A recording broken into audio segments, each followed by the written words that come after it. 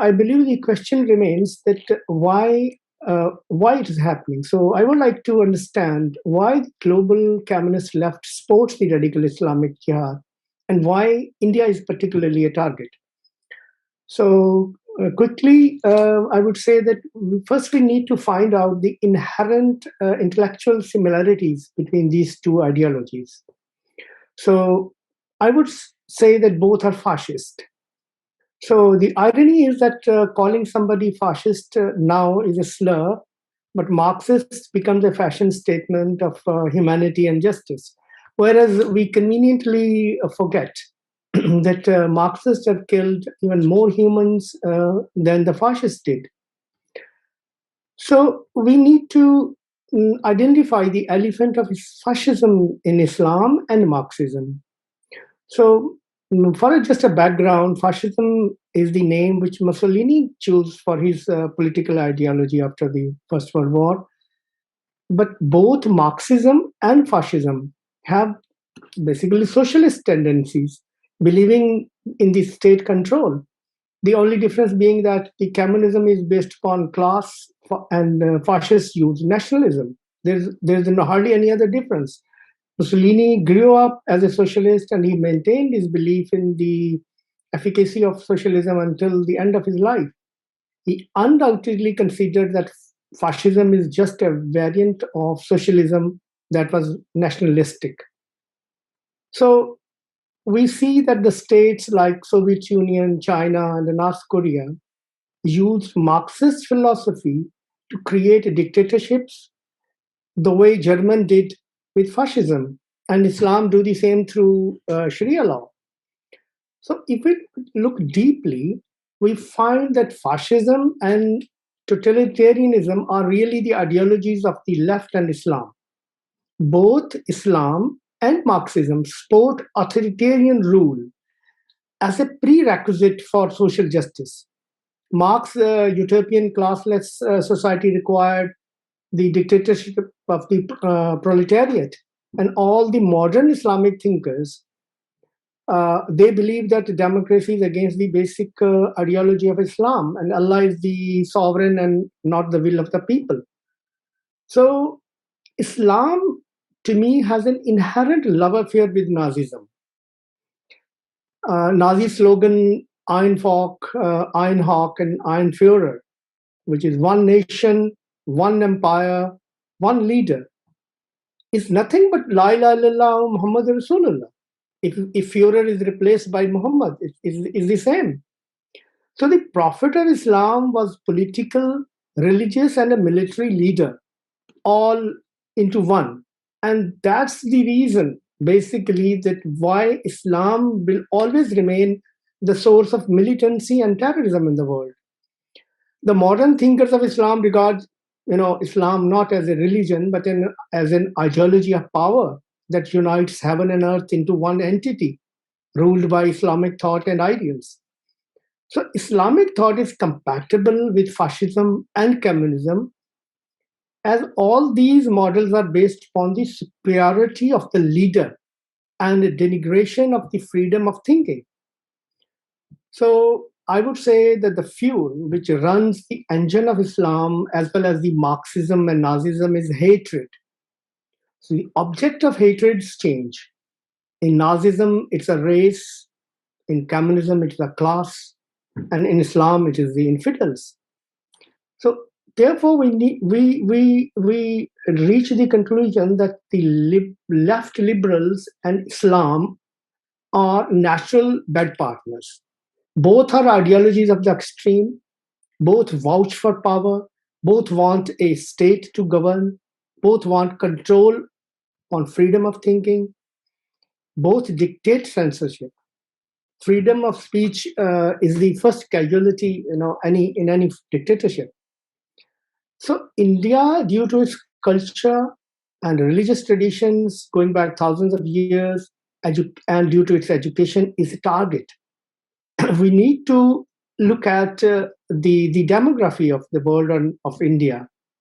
And this will actually show us why the liberal left Marxism supports the Islamic Jihad. with 204 million Muslims in India.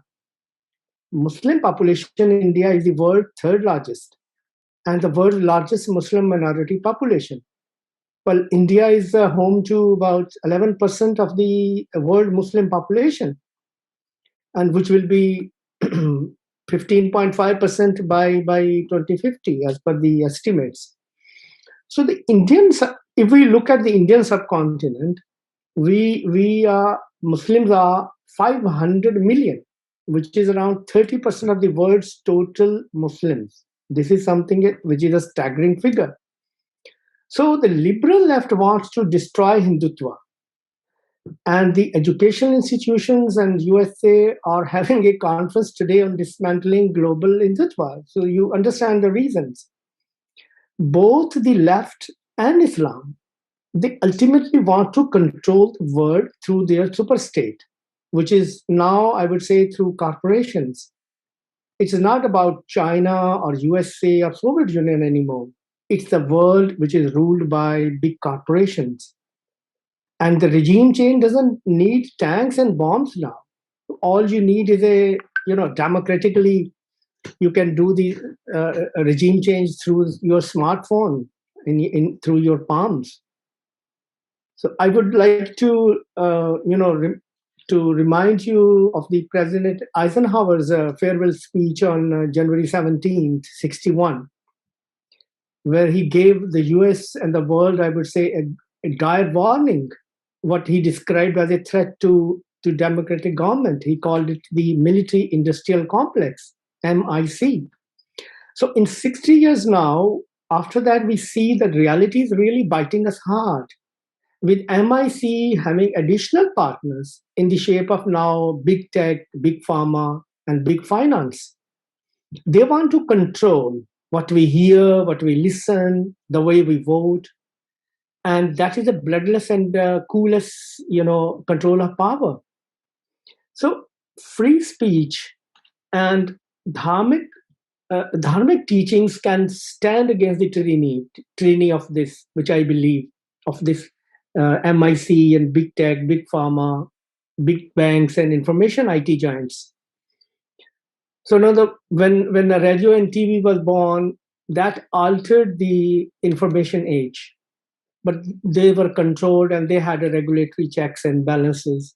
Then came the internet, and it transformed the public sphere. In fact, if ever there was a public sphere, now it is all virtual.